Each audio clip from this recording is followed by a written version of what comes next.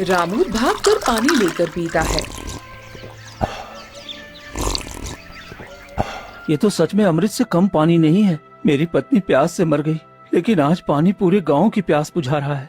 मेरी पत्नी तो चली गई, लेकिन पूरे गांव की प्यास बुझ रही है। मैं यही चाहता हूँ सब खुश रहें, तो मैं भी खुश हूँ। रामू पानी लेकर घर चला जाता है। वहीं मुखिया, जमींदार और सभी अमीरों के घर के कुएं और तालाब भी लबालब पानी से भर जाते हैं। दूसरी तरफ साहूकार अपने नए कुएं के पास आता है।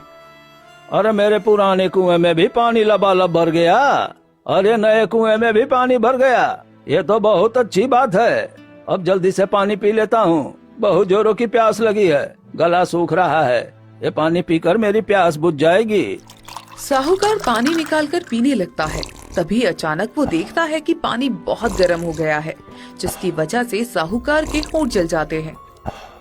अरे ये क्या, ये पानी इतना गर्म कैसे हो गया? ये तो मेरा होठ ही जल गया। अभी तो ठंडा था पानी, और अचानक इतना उबल कैसे रहा है? साहूकार परेशान होकर घर के अंदर जाकर ठंडा पानी निकालकर पीता है। फिर भी पानी आग जैसे गर्म हो जाता है। ये क्या हो रहा है? हमारे घर का पानी इतना गर्म क्यों हो रहा है? मुझे प्यास लगी है और ये पानी पीने लायक नहीं है।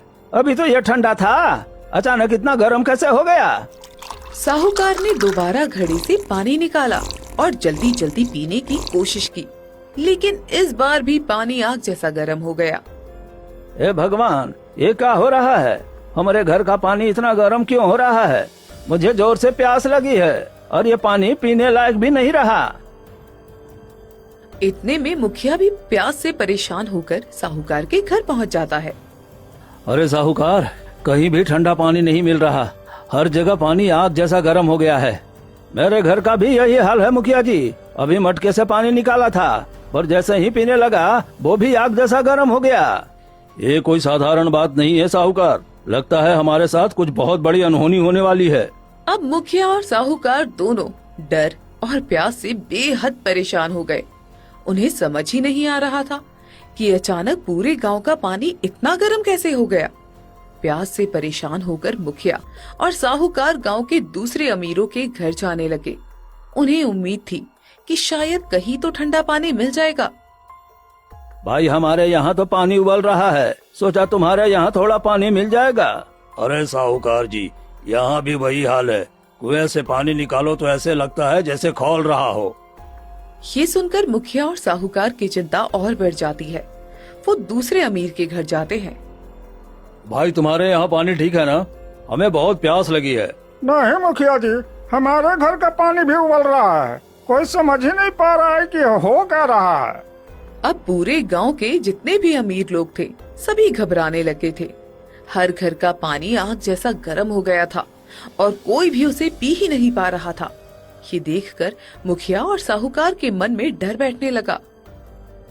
मुखिया जी, ये हो क्या रहा है? अरे मुझे बहुत जोर की प्यास लगी है और मैं पानी पी नहीं पा रहा हूँ, क्योंकि सभी पानी ऐसे गर्म हो जाते हैं। वहीं दूसरी तरफ गांव के गरीब लोगों की बस्ती में बिल्कुल अलग नजारा था। छोटे छोटे कच्चे घर, टूटी हुई मटकी और मिट्टी के घड़े, लेकिन उन घड़ों का पानी बिल्कुल ठंडा था। भयानक गर्मी के बावजूद पानी में जरा भी गर्माहट नहीं थी।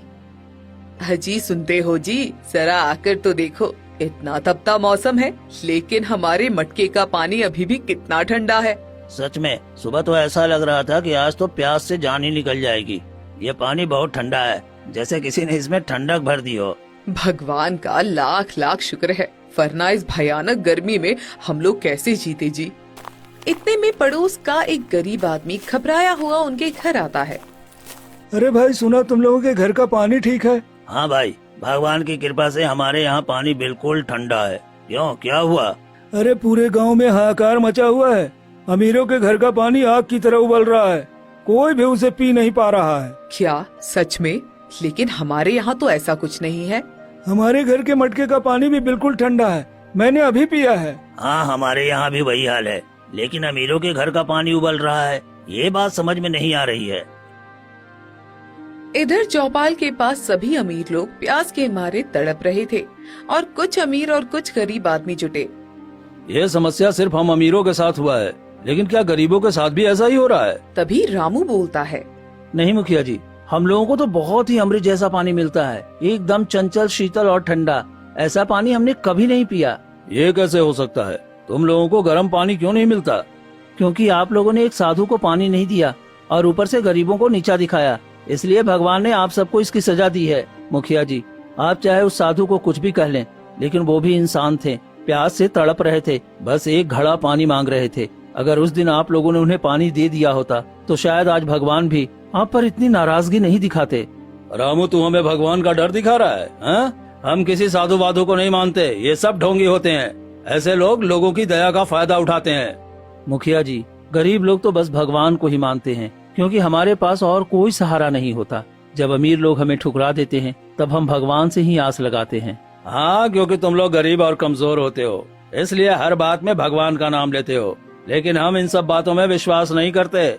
गरीब इसीलिए भगवान को मानते हैं क्योंकि हमारे पास ताकत नहीं होती, न पैसा होता है, न सहारा, लेकिन भगवान सब देखता है। मुखिया जी, जब किसी प्यासे को पानी नहीं मिलता, जब किसी गरीब का मजाक उड़ाया जाता है, तब ऊपर वाला जरूर न्याय करता है। अरे बस कर रामू, अपनी ये दुख भरी कहानी कहीं और सुनाना, हमें इन बातों से कोई फर्क नहीं पड़ता। रामू वहाँ से चला जाता है। सभी अमीर लोग परेशान होकर बैठ जाते हैं।